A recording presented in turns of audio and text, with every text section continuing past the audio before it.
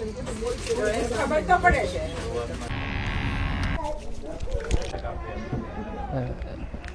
તો મિત્રો આપણે પહોંચી ગયા છે ઘણો બધો આપણને સાથ સહયોગ મળ્યો છે. ડીસા પોલીસ સ્ટેશનનો પણ આપણે ખૂબ ખૂબ આભાર માનીએ છીએ.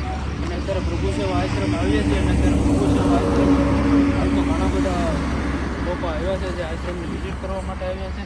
તો હવે આપણે આગળ જઈએ અને વાતચીત કરીએ. જોઈ શકો છો પ્રભુ સેવા તો મિત્રો પ્રભુ જેવા અત્યારે આવી વિઝિટ કરવા માટે પણ આવ્યા છે. અને પ્રભુ જેવા ખૂબ સારું એવું કાર્ય કરી રહ્યા છે. 5 દિવસથી કપડાઓ બન્યા જ્યાં આજુબાજુમાં હતા ને ત્યાં હાઈટો બહુ.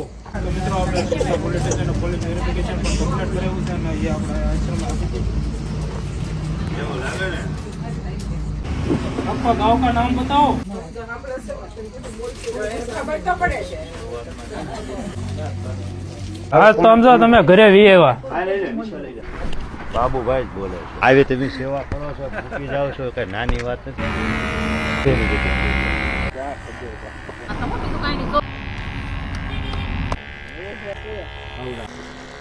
તો મિત્રો હાલ આપણે આવી ગયા છીએ પ્રભુ સેવા આશ્રમે અને પ્રભુજીને જઈને નવરાવવા માટે લઈ જઈ રહ્યા છીએ. તમે જોઈ શકો છો આવી હાલતમાં રહેતા પ્રભુજીને આપણે સરસ મજાના નવરાઈ દેવા છે. સુજીતભાઈ હા સરસ કામ કર્યું.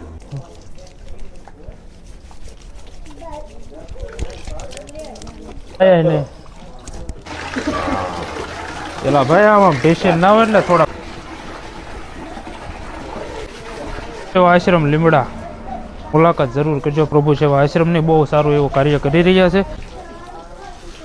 બાબુભાઈ. ઓકે